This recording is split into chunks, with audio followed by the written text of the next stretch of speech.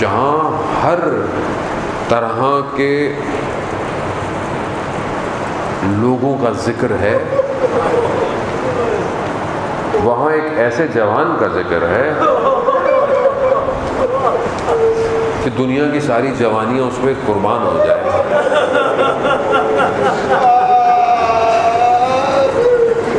ہاں یعنی اس زبان پہ جو رونے کا حق ہے نا، وہ باپ جان سکتا ہے جس کا جوان دنیا سے گیا ہو، کیونکہ کچھ چیزیں جو ہے نا وہ بیان سے نہیں ہوتی ہیں، کچھ چیزوں انسان محسوس کرتا ہے جب گزرتا ہے اس سے۔ یہ جوان کا واقعہ ہے مشہور، ایک عالم دین بیان کرتے ہیں، میں کربلا میں تھا اور میں دیکھا ایک شخص زری کے پاس آ کر دعا کرتا تھا ہمیشہ۔ کیا دعا کرتا؟ پروردگار مجھے بیٹا عطا کر، پھر بیٹا بڑا ہو، پھر جوان ہو، اور جب جوان ہو تو مجھے چھین لے۔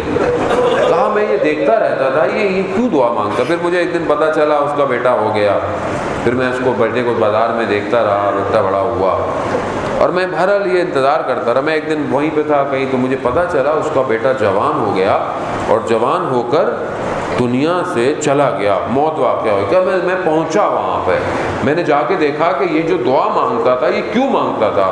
کہتے جب میں پہنچا اس کے جنازے پر دیکھا کہ وہ باپ جب اپنے بیٹے کے جنازے پر گرا تو اس سے اٹھا نہیں گیا۔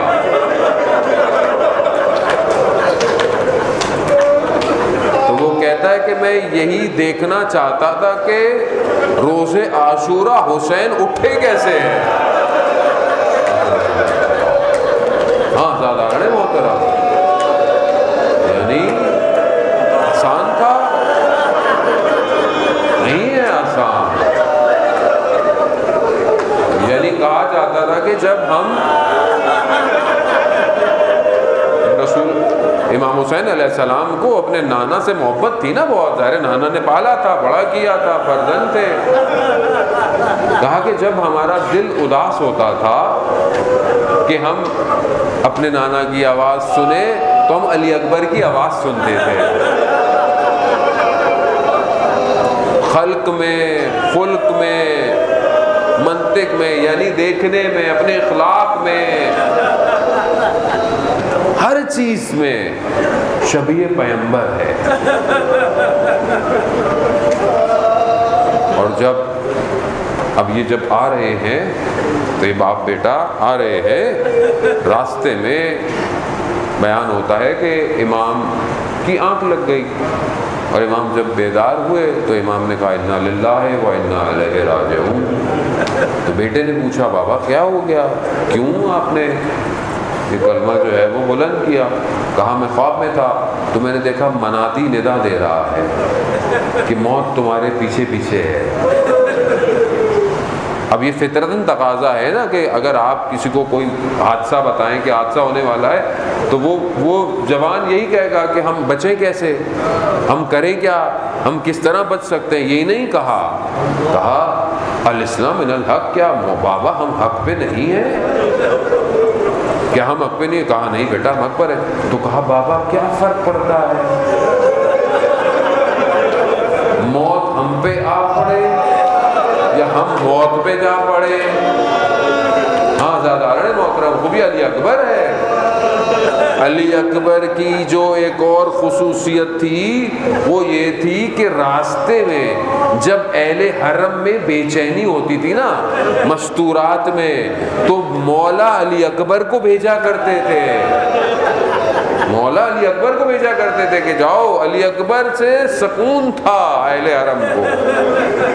ہاں دادانا نے محترم، وقت یقیناً زیادہ ہو گیا، میں نے آپ کا زیادہ وقت لے لیا، لیکن بہرحال یہی چند راتیں ہیں اور بہرحال گریہ کر لیں، نہیں پتا کل نصیب ہو یا نہ ہو، شاید یہی ہمارے لیے شفاعت کے لیے آخری آنسو بن جائیں۔ اب جب روز عاشور آئی، بس میں تیزی سے آگے کی طرف بڑھتا ہوں، شبیہ تابوت برآمد ہونا ہے۔ جب اب روز عاشور آئی، جب سب اصحاب چلے گئے تو اب مقاتل یہی کہتے ہیں کہ سب سے پہلا بنی ہاشم علی اکبر۔